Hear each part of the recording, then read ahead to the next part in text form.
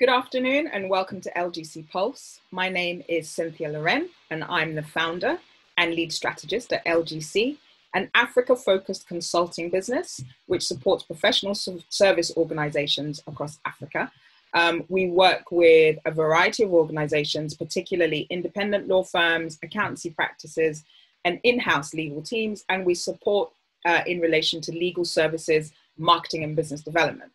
The purpose of LGC Pulse is to provide a platform for senior marketing and BD professionals involved in Africa practices at leading international firms to share their knowledge, best practice and insights on the African market generally, and more specifically what it takes to grow and maintain a successful Africa business.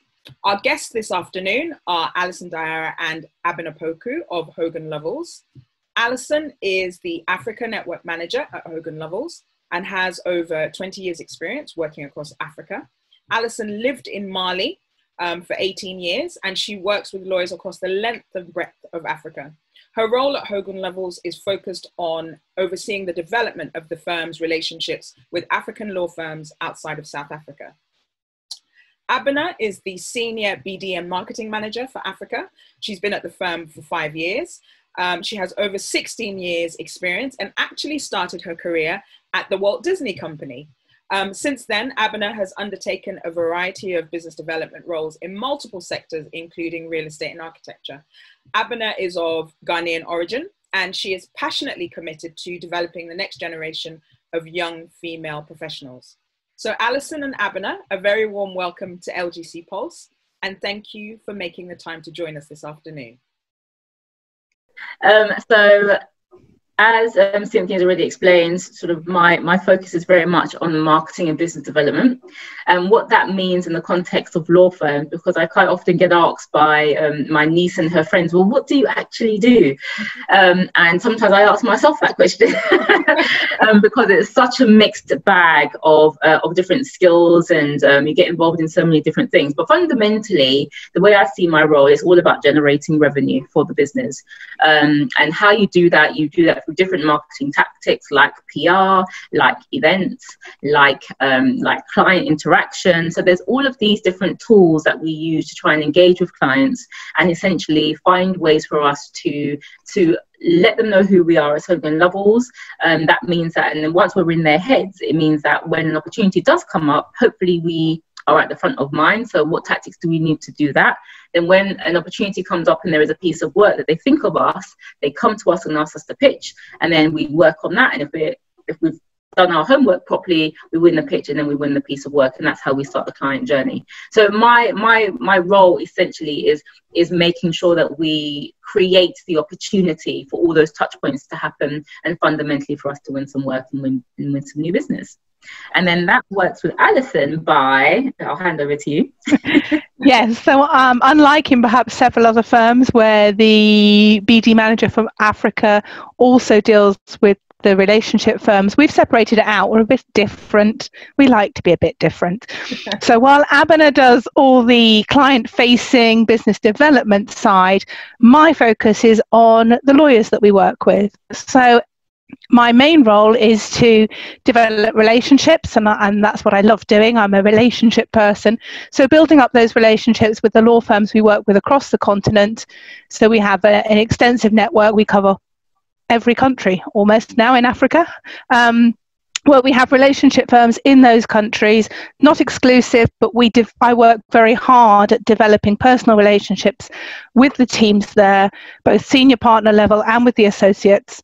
That will involve things like we do secondments, taking associates into our office for 3 months, whether through ILFA or on direct secondments. We do lots of capacity building while we're in country. We will do training sessions with the associates. At the senior partner level, I have regular calls with the firms that we work with most of the time. We have what we call our Go Far Together symposium, which we can perhaps tell you more about later. But anything that involves building up that relationship, building up capacity, and working with the lawyers that we work with on the continent so that they feel part of our Hogan Lovells team. Okay, that's great. And I mean, in terms of sort of the working together, how does that actually come about, and is there a bigger team that supports the two of you? So it's interesting actually, because when you kind of hear what we do, it sounds quite separate, right? Quite disparate in terms of the work. But it's interesting because actually a lot of what we do is intertwined. So, you know, Alison will talk about sort of some of the capacity building programs that she'll be doing with the local law firms. Well, the stuff that she does there, we feed into pitches. So, and actually that's the kind of thing that our clients want to hear about, and they want to know what we're doing with the local law firms. When people ask us, well, what makes Hogan Lovells different to other international law firms? Well, we say actually the fact that we have Alison and I who have these separate roles and do it in this way is a USP for us. Another thing that you know, Alison will invite all of them to our conferences. They'll speak at our conferences. And another thing that's really, which we kind of knew when to generate it, but we didn't know we'd be this successful so quickly, is the referrals. You know, so typically some African law firms will have 80% of their work generated from international law firms. And what we have really tried to do is focus on how we build their business. So we're not treating them about the law, because we assume that them being the top law firms in their jurisdictions, they kind of know the law, right? But, you know, if you're a small business, it's always good to have someone to help guide you through your thinking around how you can make it better, how you can grow it. And actually Hogan Lovells, obviously we have the tools, we've done it, so it's sharing that knowledge. And so when in doing that, as they're growing and as they're able to service the clients in their own local markets who are also growing, because we've developed the relationships, it means that they are also you know, referring us or thinking of us when that work opportunity comes. So in the same way that I talked about a process with the clients, Alison's work with the local law firms is in a similar vein, and ultimately gets us to the same result of revenue generation. So referrals is a very important part of how we work together. But there are other things, because actually clients come a lot to us, Alison, don't they, and ask us for referrals to local law firms. So all the time. So in my day-to-day job, I will have constant requests, whether that be from law firms on the continent who want us to help them out on an international aspect of one of their matters, or from partners within our firm who are wanting to get in contact with a law firm in a particular jurisdiction in Africa, but also from clients. So we have several clients that will regularly email me and say, we need a local law firm in XYZ country in Africa. Can you put us in touch? And I'm very happy to do that. I will connect our clients directly with the local firms. There's often no need for us to be involved. We'll just add an extra expense. And some people think that's giving our clients away to local firms, but actually it's benefiting our clients, it's benefiting us. And so my whole approach to how we work with local firms is very much a partnership. If we can send clients your way, we will directly. We don't need to be involved. And the loyalty that has obviously means that we get more referrals from them anyway. But we do need to know, therefore, that the firms we are recommending are firms we trust and we know well. So therefore, we need to work harder on developing the relationships, and it's a circle that keeps going. Yeah. I will ask you a little later about sort of what it is that you look for and how, you know, how that process works. Before we get there, it would be interesting to understand a little bit about sort of the history in terms of organizationally, you know, why the focus on Africa? How long has that been a part of, you know, the Hogan's focus? I actually trained at Hogan Lovells many moons ago as a young lawyer. And I don't necessarily remember that we were doing much in Africa. I mean, that was, 20 years ago, showing my age. But, so, when did that happen, and why, what's the impetus for that? Well, it's really interesting that you say that, actually, Cynthia, because, I joined the firm 5 years ago and had pretty much the same response. And when they were recruiting for my role, I was like, well, why? Now, what's interesting is that Hogan Lovells has actually been working on the continent for the best part of 40 years, mainly driven by clients. So some of our, if you want to call them cornerstone clients, we've been servicing for the best part of 30 years, and well-known brands at that. So, but what we were not good at, and actually I still feel Hogan Lovells isn't great at this, but we wasn't very good at telling people that we were doing this work, and that we were doing great work on the continent, and actually spreading the news about the great work that we were doing. Hogan Lovells is quite known for kind of hiding under a bushel because it's the English way to be, but that doesn't get you the clients. If people don't know what you're doing, then how can they think of you when they're thinking of who to go to for work? So one of the things that they wanted me to really focus on when I joined is making sure that story was shared, and that's really what we've been building up over the last couple of years. So, you know, how did it come about? I think the firm got to a stage where they realized, I mean, there was a lot of hype in the media. You know, the growth rates for Africa were fantastically reported and exponential. So any wise business, I think, that had a medium to long-term goal for growth was looking at Africa, and Hogan Lovells, in a prudent way, did the same. And so about 6 years ago, really, I think they thought it was time to take a much more strategic approach to how they go about Africa. And at that point, they recruited Alison. They changed the head of Africa and gave the role to Andrew Skipper, who is the current head of Africa and has been since then.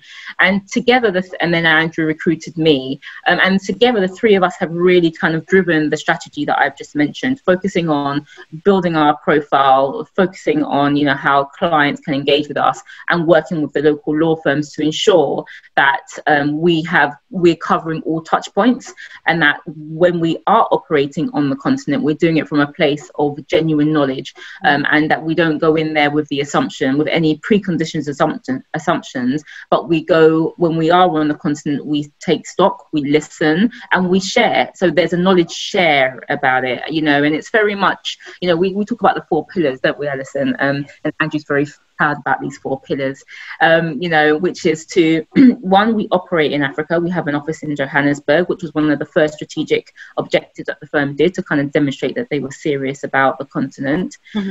We invest in Africa. We take the time. Obviously, they have us as a team, and we have support of a wider team in Johannesburg, but we also have our business services in Johannesburg, which started about 4 years ago. So a lot of our back office function is actually sent to South Africa. Our IT, our risks, some of the marketing support team, they're actually based there. And I think it's about 200 people now. So, you know, and this is a massive investment over just 3 years, and they've really grown it, and they are investing in it. You know, so we operate, we invest, we respect Africa, which is very important to us, to make sure that we don't go in there preaching, but we go in there with the focus on actually making sure that we are respectful in how we do business in the continent, because every country has its own nuance, and if you go into any country in Africa, and they all talk about 54 different countries, but until you go to Africa, or unless you're from Africa, you don't really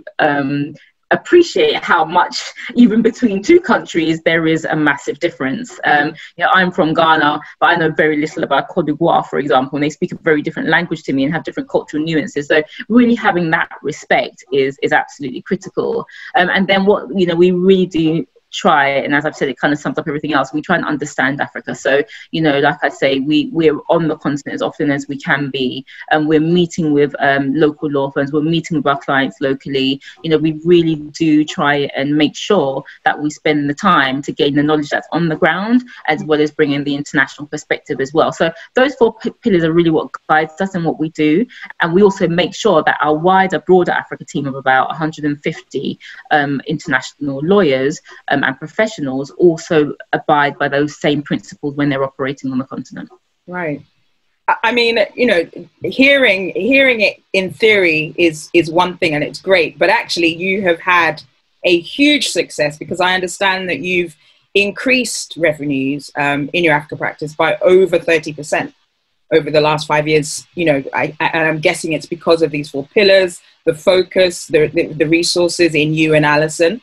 It would be great to understand, you know, how you've gone about doing that. What are the key drivers? I mean, I know you've talked about, you know, the pillars and the go-to-market strategy, but in real terms, you know, how have you done that? Is that because, you know, has been just this internal buy-in and focus on the business, or is it, you know, is there more to it? I ask the question because I'm sure, you know, anyone that's listening to this conversation would love to have their, you know, focus and their business within Africa grow by 30%. So perhaps you can, for the purposes of our audience, you know, share some insight into how you've done that.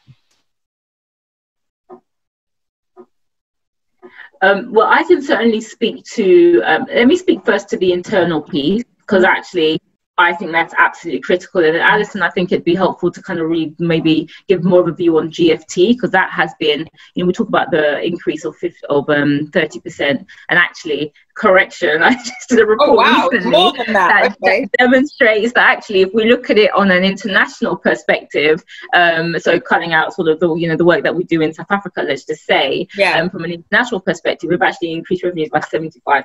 Wow. Okay. Yeah. Wow. So and honestly, you know, when you, for anyone who is in marketing who's on the call, and even as a lawyer, for those lawyers who maybe don't have as much exposure to marketing, you know, one of the things you learn early on is the importance of communication, right? And I'm sure your firms all have a collaboration piece in their vision or mission statement, and all I can say is really do not underestimate the importance of that, because one of the things we focused on very early on is ensuring that, you know, the different offices, the different practice groups, the different sectors were speaking to each other. So we formed this conduit almost, the Africa, we call ourselves the A-team. Which is one of the first things I coined, and it came with theme music and everything. You'll have to play the theme music.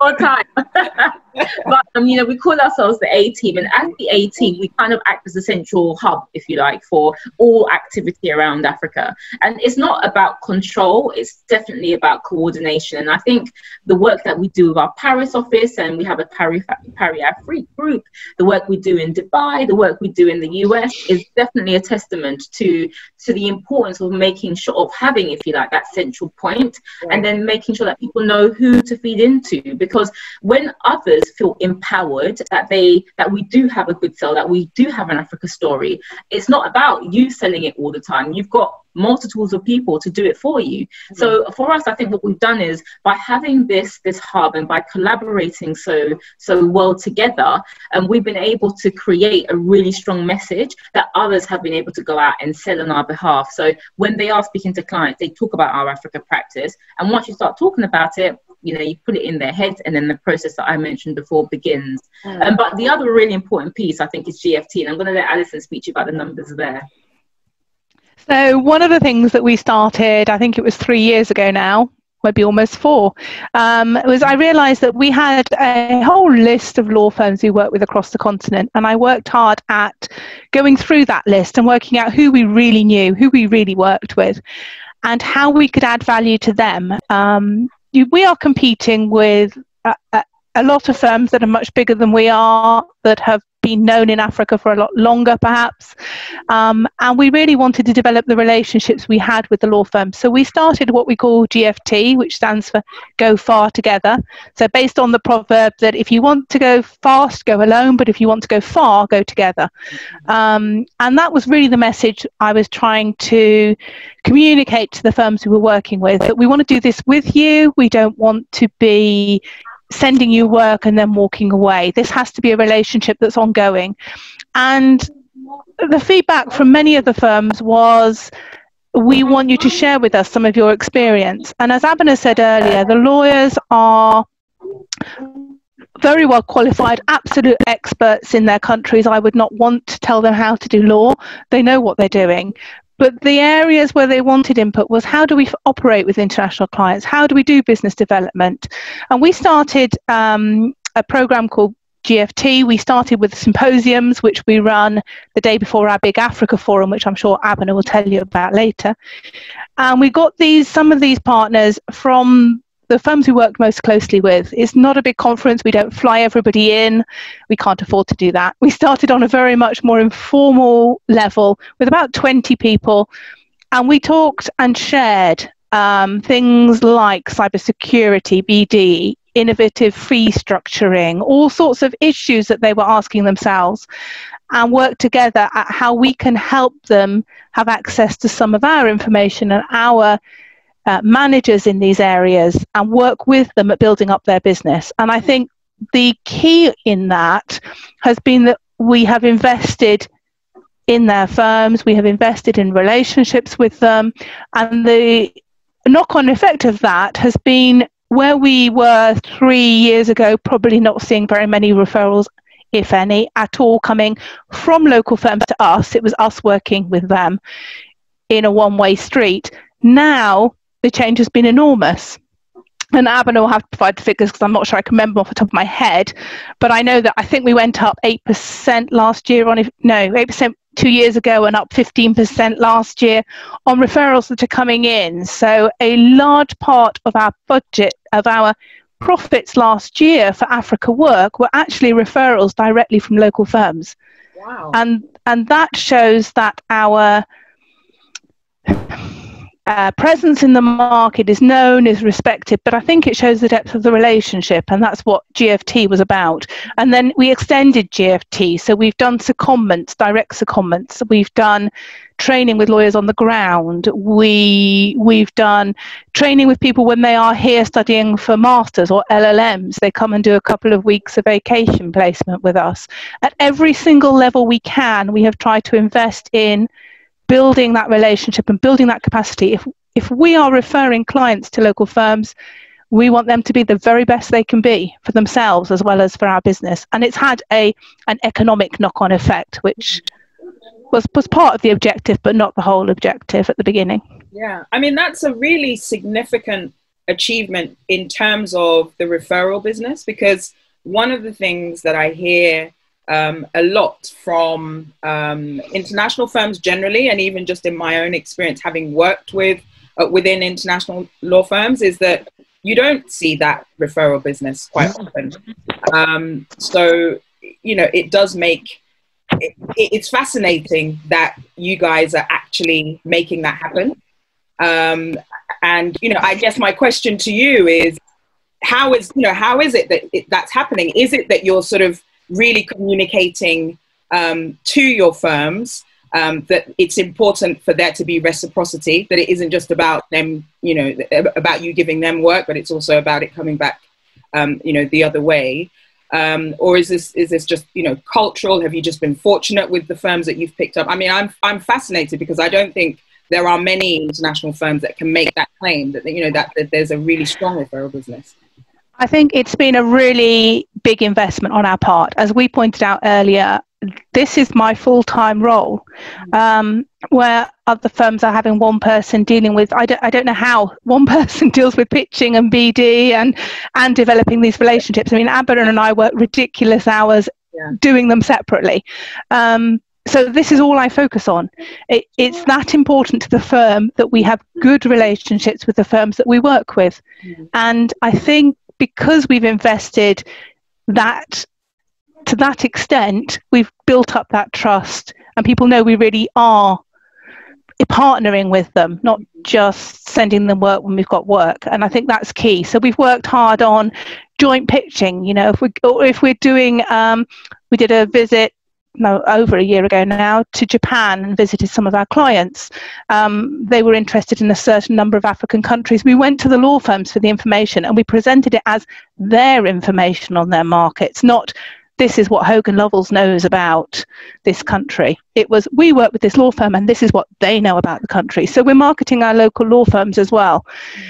And people see that level of respect for them and the fact that we are happy putting our clients in touch directly, and that pays back. I think it's taken a time. It's only in the last 2 years we've seen that change, but we really are seeing it. And it is because I do this all the time. I have regular monthly calls with senior partners at least 9 law firms.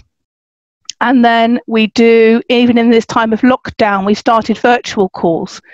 So we have 26 firms we're connecting with once a month as a team, because we can't be present in their country and they can't come and visit us in London. So let's keep up the communication. It matters that much to us that we're not dropping that just because we can't be face to face. Yeah, I mean. So I think it's the time commitment and that level of investment that we see that as that important, and that's had the knock-on effect. Yeah, I mean, I was going to say a huge congrats, because that's, you know, that is a really significant achievement. It's interesting, Abena, that you you made a comment earlier about the fact that you don't think, you know, Hogan's is doing enough in terms of being seen. From my perspective, I think you're one of the firms that are doing an amazing job, because you're all, you know, you're on everything. I see Hogan Lovells Africa plastered on everything, and, you know, you're constantly coming up with new ideas. What is it that you think you could be doing more of, or is it just that you're reaching for the stars and that, you know? I mean, I'm African, so I think it's in my blood, right? You know, they say Africans are full of entrepreneurs and all the rest of it, and I definitely am one. And I do try and push the team as hard as we can, and I push myself. And the reason why, Cynthia, is because, look, you know, everyone talks, there's all this rhetoric, oh, the opportunities in Africa. It's not just talk. I mean, there are clients who are doing phenomenal work on the continent. And I feel as if, and it's interesting, you know, you said that, you know, you think it's quite a big achievement, the fact that we're getting these referrals. I bet you money, well, maybe not money, but I am pretty sure that there are a number of law firms actually that do get good referrals from the African law firms. But because it's not, and maybe in terms of, it's not massive compared to their other clients, they don't rate it in the same way. But, you know, there is a lot of work that happens on the continent. And a number of these, the homegrown organizations and companies, they want to expand, they want to grow, and they're looking for partners to help them to do that.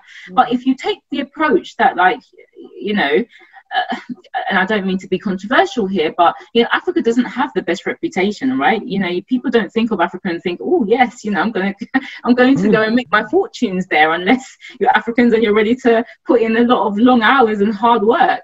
But I think that there is a piece around the opportunity, the real opportunities that are on the continent, and empowering those local law firms to recognize it and to take advantage of those opportunities. And when they do, and when those companies grow, that's when they've got something to bring back to the other international law firms. And that's what we've been seeing. You know, there are you know, we talked about the 4 pillars, and the reason why the 4 pillars are so important is because, you know, when Alison talks about the work she does, it was never with the intention of us winning loads of work. I mean, I always knew it would do, to be honest, because people are people, and people, you give work. A lot of the time, clients will give work to you, not because they think that you are, they will take it for granted that you are a good lawyer. And, you know, if you're really good, and you've done your thought leadership and you've really sold yourself well, they'll believe you to be an exceptional lawyer.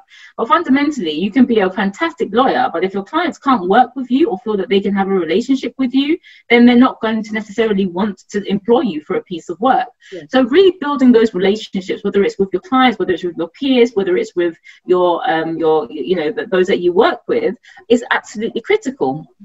And so when I think about the opportunity that's ahead of us, and the number of businesses that are about to blow and who want the right advice and who are trying to prepare themselves and figuring out, you know, how best to do that, and knowing the local law firms who are excellent at what they do and can provide those services, that is where I see there's a huge growth opportunity. And you know, I do think that there is a lot more that firms like us can do to really continue to help and to guide and to empower these local law firms to help build this next generation of industry that is coming from the continent. So, I mean, on that, you know, if for the firms that are not in the happy hub of, you know, the Hogan's family at the moment, how does that happen? How does one make that happen? You know, how does one develop a connection with you? How does one get on the radar, given that the market is saturated? I mean, as you say, we've got, you know, an immense number of fantastic lawyers, and in certain jurisdictions, you know, in the bigger jurisdictions, there's tons of lawyers and everybody's very good. So how does one stand out from the crowd, either as a law firm or as an individual lawyer? You know, what is it that you guys look out for? That's a question I get asked a lot, and I have emails. I mean, just the other day I had 3 different emails from people from firms across Africa saying, we want to, you know, get on your network, we want to get to know you. So, and it really is a process of building up the relationship. You know, people can send you a brochure and in your email inbox, and it can just sit there. unless we know you, unless we know how you work, it's unlikely we're going to send you any work. Often we will try a new firm if a client has worked with that firm previously and wants us to work with them, but normally we go with people we know, and that's human nature. So what I try and do when people contact me is follow up with them, have a call, find out about their business, find out about the real areas of expertise, because you will often be told, oh, we're a full service firm.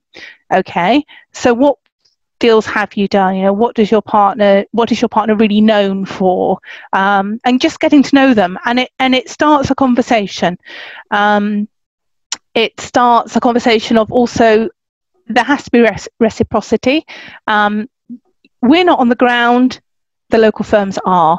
When they hear of things coming up, when they hear of tenders, and they are communicating with us that this is of interest now, or this is happening, or there's this opportunity, naturally we're going to look at exploring that with them. And again, we're building up relationship.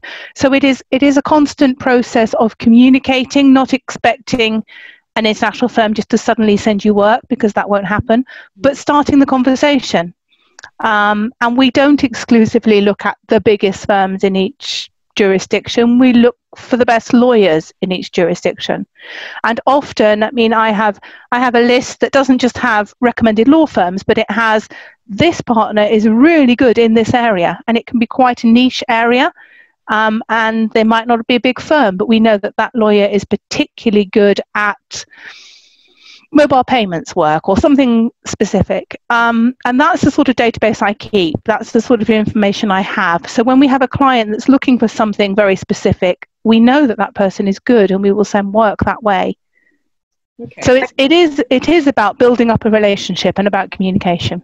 And I mean, in terms of sort of the relationship building momentum almost, how long do you leave that? You know, are we talking about a question of sort of communicating with you over a period of years or months, or is it just dependent on each case? I mean, I'm not trying to put you on the spot, but just so that, you know, we can understand a bit more about how you look at it. It is dependent on each case, really. It depends on the jurisdiction. Often there are jurisdictions where we don't have as many contacts, so obviously I will probably invest a bit more time in finding out about a firm in a country where we've only got 1 or 2 contacts. Nobody wants to be in a position where they've only got one really good relationship firm on their list, because if that firm's conflicted, then you're stuck. Yeah. So naturally, if I get a request from someone in a jurisdiction where we don't have that many contacts, I'm going to be very proactive at following it up, and there's more chance that we get the process going a lot quicker. It is harder if you are sending me something from Nigeria, for example, where there are hundreds of firms and we have good contacts, but it's not impossible. And I had a really good conversation with a very small firm or not very small, actually, it's quite large, but a firm we haven't worked with the other day, exactly on this point, just finding more out about them and their niche areas. It really does depend. It depends on what's driven by the client, what opportunities there are. There's been a firm in East Africa, I won't be any more specific than that, that has been very good at sending tenders for things very regularly, and there hasn't really been one that we've managed to get on the back of, but recently we have. So, you know, sometimes it's just what opportunities are there, where our clients fit with that, where it fits with us. Yeah. Okay. Some of it's chance, but a lot of it is how much the firm is prepared to put in as well on building the relationship. The firms that send me a brochure and expect us just to jump on it and don't do anything else are going to fall off my radar very quickly. Yeah. The ones that invest in building the relationship, I am very happy to keep talking to. Yeah, okay. No, I mean, and that's very clear just in terms of sort of the relationship and reciprocity. I mean, I've heard you absolutely touch on that a few times. So I guess conversely, my question would be, what are the things that put you off? So, you know, and not just in terms of firms that you're necessarily looking at to build relationships with, but firms that you actually do work with. So what are some of the things absolutely that you see that there's a couple of things that immediately make me take someone off my list. One is lack of responsiveness. So if we are often trying to turn pitches around in very short times, and if we have a 24-hour deadline to get the name of a firm to a client and that firm is not responding to us, then that's it. You know, we really do need people who are responding. And if there's an ongoing lateness to everything the firm does, very quickly that's going to go down in our list of who we would refer work to. We have our obligations to our clients and they expect a certain standard of response. Also, if they're working on something and there's been a delay, that isn't necessarily an issue if they communicate with me. The firms that are happy to say it's going to take longer than I said go up in my estimation. The other big turn-off is when local firms tie up with our competitors, and that's been something we've seen a lot, particularly in Kenya and some other countries. And when I talk about our competitors, I'm not just talking about the big UK international firms, but there are some large South African firms that are planting offices all over the continent as well. And because we have an office in South Africa, they're naturally our competitors as well. And if a firm locally makes a formal alliance tie-up with one of those international firms or South African firms, automatically that stops us referring work to them, unless the client insists, because we are never going to get the referral work back from those firms. They will always go to whoever they've tied up with. So naturally, we can't invest in everybody. So that's just a natural cut-off for me. Yeah, okay. And Abena, same question to you. I mean, are there things that sort of, put you off or, make you think twice about whether a firm should be working with Hogan's? I guess, obviously integrity is important. And so for us, making sure that, if we see that there's a law firm that's in the news for the wrong reasons, then obviously we need to be careful about sort of future relations. And definitely client experience, right? So we are a firm that is very much client focused, as would any, self-respecting international law firm be. And when we refer a law firm in any jurisdiction to our clients, it's our name, right? Because people come to us because they know the quality that we deliver, and they trust that if we're going to refer a firm, it's based on our knowledge of them, and that that we know that they can deliver to a certain quality. So if we hear back that the client experience with that law firm hasn't been a positive one, we do need to either have a very difficult conversation with that firm or take stock and just be considerate of that for future referrals. So, do remember, and it's the same rule that applies to us, if we service a client and we don't do well, the chances of the client using us again when we are in such a competitive space, as will many of the law firms that are on this call, why should they come back? You've got to be able to deliver to the expectations of your clients.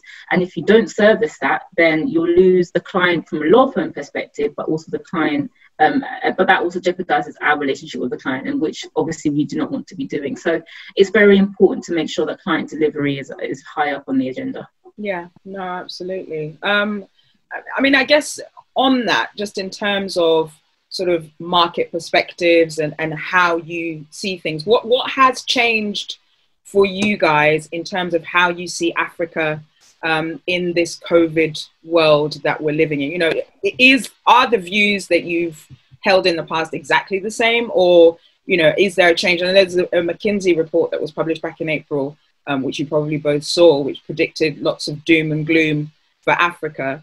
Is that the view? Is that what you're seeing? Is that what your relationship firms are telling you? What are your views on that?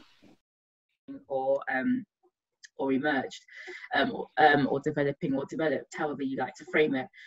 So I think that any prudent person will have to moderate their predictions for Africa. We know that a lot of the World Bank has obviously has reduced their GDP predictions for the continent and their growth predictions, and I think that's the right thing to do. But I still think that medium, maybe to some extent short, but definitely medium term, there is still a lot to be done. There's still a lot of money that is preparing itself for Africa. We know that the private equity funds, those that came in a couple of years ago and then left, not too long ago, I think what's interesting about some of those is that they came in with a very specific structure, you know, with a structure they had maybe used in other markets and wanted to apply it to the African market. And one of the things I think that the African market is teaching everybody actually in the business community is that you need to adjust, you know, by country, by sector, by government. Everybody has its own particular peculiarities, and you need to be able to adapt your model to meet those idiosyncrasies. So I think that we will see a new flux and an emergence of, I think, new types of funding and new types of organizations and funding vehicles, more tailored, I think, to the African market, based on what the experience has taught them from those that did go in and weren't as successful and then maybe have had to retreat. So I personally think that the industry and the markets on the continent, although at the moment, maybe short term, we need to adjust, and it may not be as buoyant as we'd like, but I do think that medium term, there's still a lot going on. Interesting. And are there for you sort of hot sectors? You know, would you like to give some predictions, either of you, on, or even just from a firm perspective? Are there? I mean, obviously everyone talks about fintech, but you know, are there sectors that you guys see holding their own, being a lot more buoyant, or you know, have a particular interest in? I mean, one thing that I think for us is the usual, if I'm honest. And funnily enough, for us, fintech isn't one of the areas that I think although I think it's a massive space, don't get me wrong, for the continent, I think it's a real growth space. But for us, it's, you know, we are quite, like I say, Hogan is generally quite a prudent firm, and I think, you know, we still believe in infrastructure, still believe in energy, because these are the core needs, and it's where there is a lot of knowledge and there's a lot of financing that are used to those structures to be put into it, and we are so far from finished in those areas. I think there's still a lot to be done in them. I do think that, but one area, and this is quite interesting, I think it's interesting anyway. One area that I do think that we're going to start seeing, well, I hope that we're going to start seeing in the not too distant future, are some of these mega deals. I'm not sure if we worked on a really big deal for Facebook. I think it was like $4.2 billion for them buying into a technology company in India. And I think that, you know, a lot of these large international corporates are looking for growth markets, and they're looking medium to long term. And for anyone that has that objective, you know, Africa has a young population. It's a growing population. There will be an emerging and buoyant, buoyant middle class. It has all the makings of a very successful economy, you know, Pan-African, with the Africa Continental Free Trade Agreement as well. With all of these factors coming in, I think the next 10, 15 years for Africa is going to be very different. And I think that we may start seeing a number of mega deals in the billions on the continent, most probably led by the tech space, to be fair. But I think we'll start to see that sort of in more traditional industries as well. Okay, interesting. Alison, did you want to comment, or? No, I think as a firm, one of the areas we've seen a boost in recently has been our education sector. We have a large government regulatory team based in Washington, DC, and there's been a recent surge which has been pushed actually by COVID in online education programs. And I think that as African countries are looking at education as being obviously key in many jurisdictions, the availability of online education programs, particularly driven out of the big universities in places like the States, but also the UK, is a new market, and it's one that we're doing a lot of work in. But otherwise, I agree with what Abena said. Okay. And then markets, I mean, are there sort of priority markets that are front of mind for you guys? Or is it, I mean, I know you're playing for the lot. That will be the response. I mean, you know, sorry, go ahead. I'm big on focus, right? So one of the first things that I did when I joined the firm, I said, listen, we're not covering all 52 countries or 54 countries, sorry. It's, it's me and a very small team.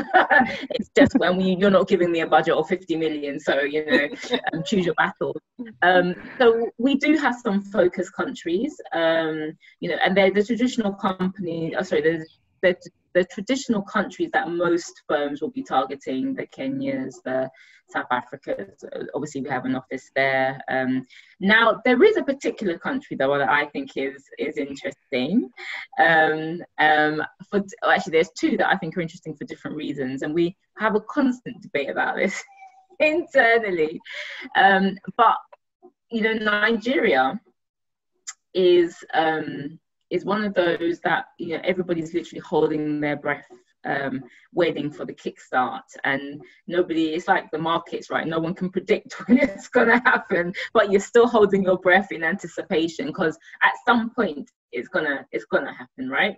And it's funny because my mentor once said to me, she said, do you know what, Abena? She said, imagine that all of the African economies just stopped and figured out Nigeria.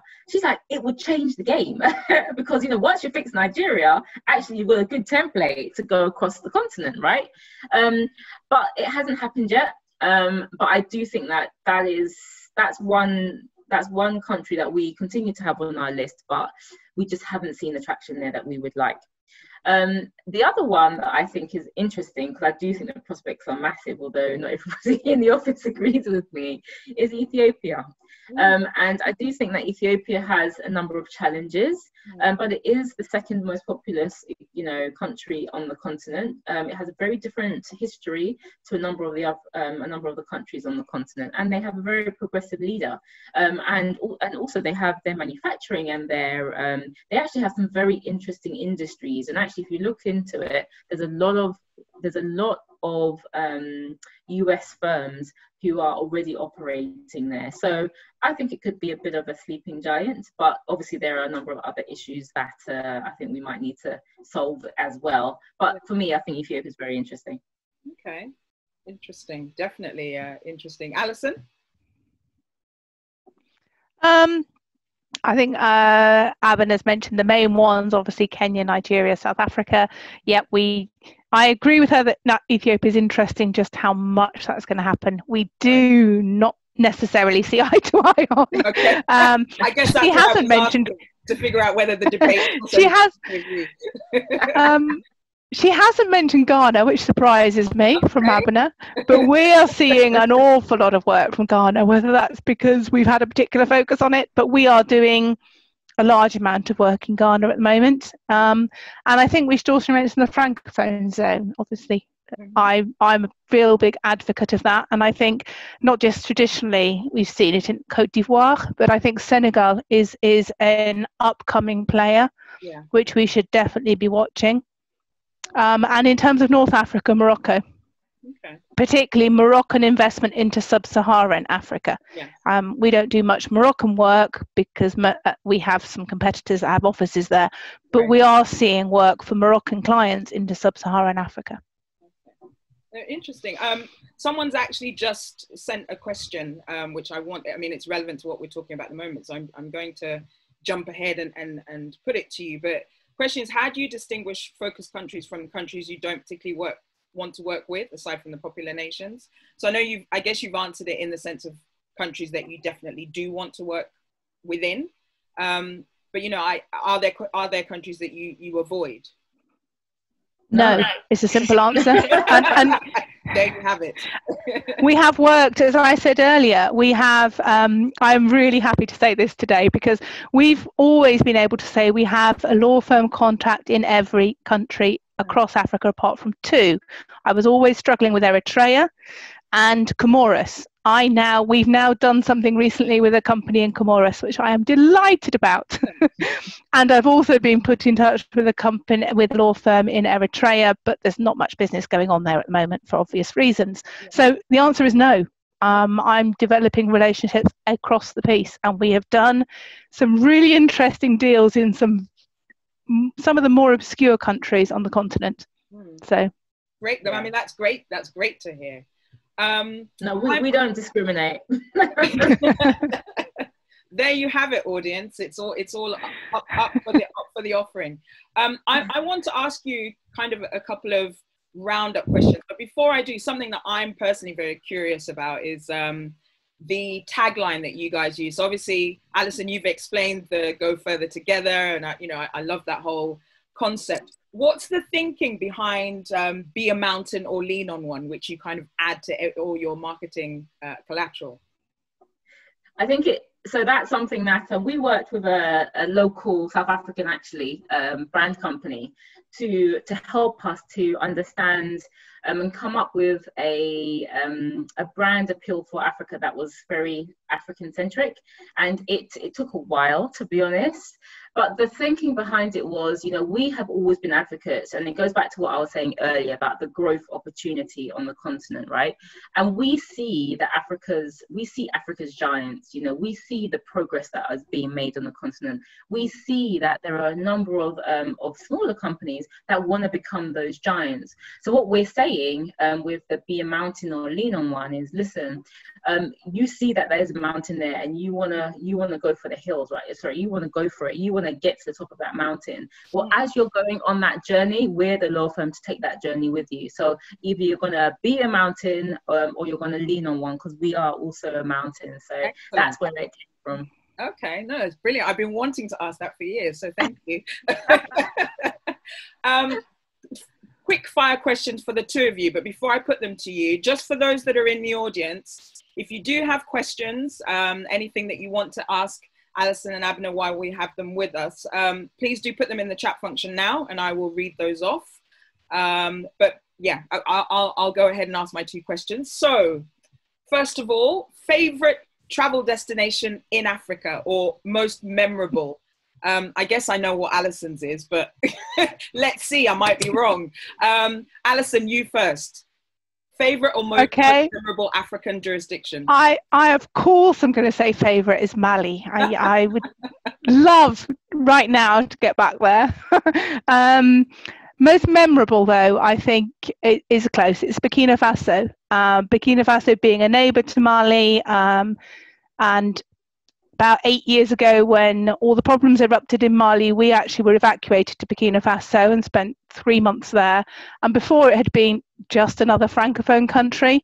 I discovered a whole new side to Burkina in that time, to the people who lived there, and a time that was actually quite catastrophic for us as a family turned out to be an amazing blessing. For us, it was a place of refuge, and it'll always have a special place in my heart. So Burkina Faso is one of mine, and I know it's more unusual. Oh, wonderful. Abena? Wow, so my story is not as deep. I think for me, the place that I thoroughly enjoy, I do love going to, is Ghana, because it is my second home essentially, and I mean that, like, I have clothes there and everything. So, and I've got some friends, and and seeing sort of what's happening there is just so enlightening, and so I love it. And obviously it's growing at an exponential rate, so it's really, really nice. The place that I would say is more memorable is Morocco. I really enjoyed. I went to Agadir a couple of years ago with my cousin, and it's funny because sometimes we pick these destinations without really doing much research. So we went, and I forgot that they were, that they all spoke French. But it was really interesting because we ended up, it's a long story, but we ended up at a hotel that was owned by a Cuban company. It's a Cuban hotel, so they had one in Cuba and one in Morocco, and this was in Agadir. And they were so surprised to see us as two young black females that we were literally treated as queens, because traditionally in that area, obviously, especially being dark skinned, you don't often see dark skinned people on the beach sunbathing.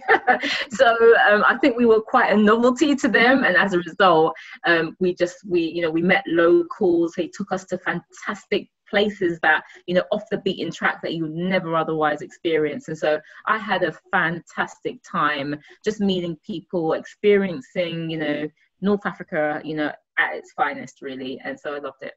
Oh, wonderful. What both stories are you know, incredibly enriching. Final question, and I'll go to Abena first.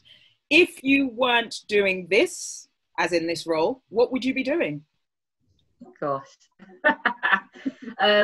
Is that based on what I think in my head I'd like to be doing? However you wish to answer the question. Could be whatever fantasy you have of an alternative lifestyle. Oh, you do indulge me. Okay, so if I had the ability and a bit more coordination, I'd love to be a professional dancer.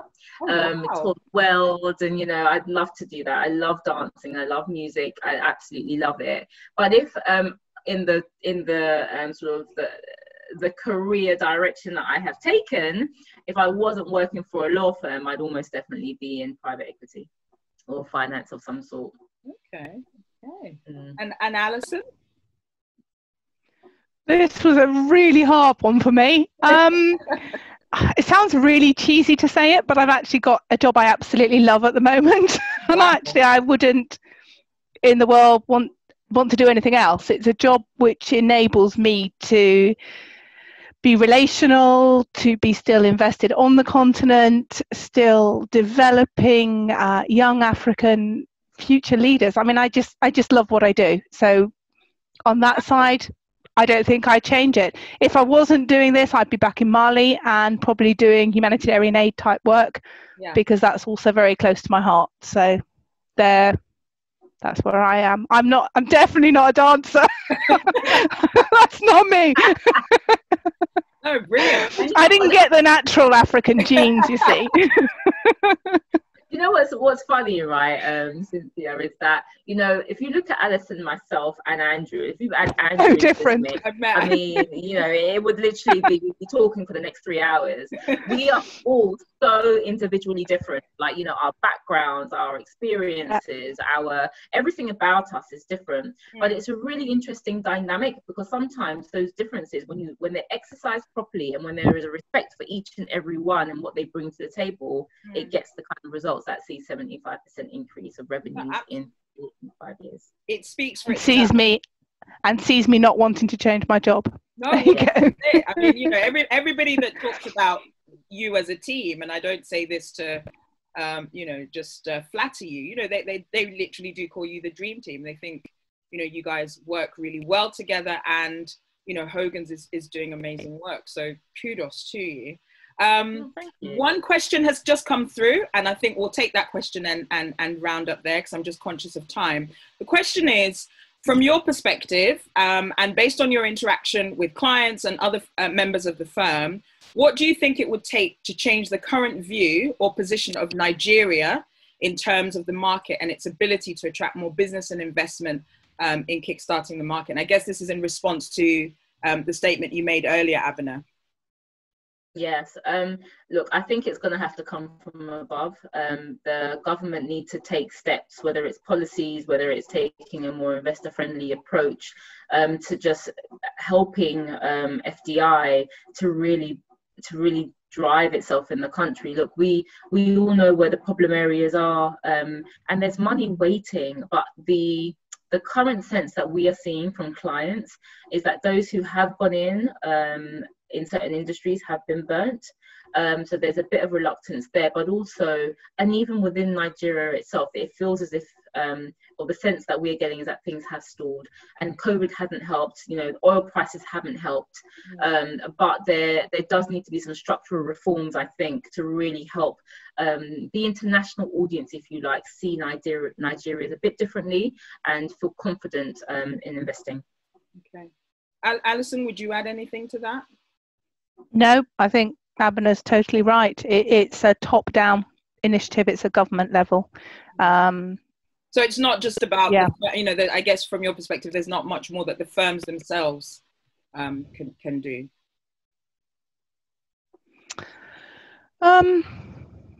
No, I mean, there are some absolutely excellent lawyers in Nigeria. It's one of the most developed legal markets. The firms, the way they are focusing on sector areas, and their specialisms are just next to none on the continent.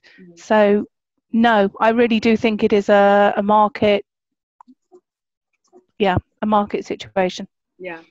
Okay, that's great. I mean, thank you so much, both of you. I've thoroughly enjoyed speaking to you, getting to know a lot more about the firm and about, you know, sort of how you guys work, and also what you're looking for. I mean, it's incredibly informative just from a, you know, from my perspective, from a client service perspective, because I think just having this information about how you work and what you're doing is really useful.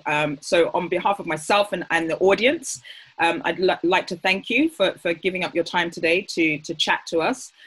There aren't any further questions that have come through, so you'll be relieved to hear you are free from the hot seat. It's been a pleasure. So thank you. It has.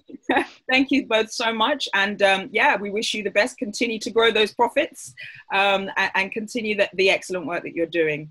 Thank you so much. Thank you very much, everyone. Yeah. And well done to you, Cynthia, for this initiative. It's brilliant. So keep up the good work. Thank you. Thanks. That's really completely agree. Thank you. All right. Bye, everyone. Bye.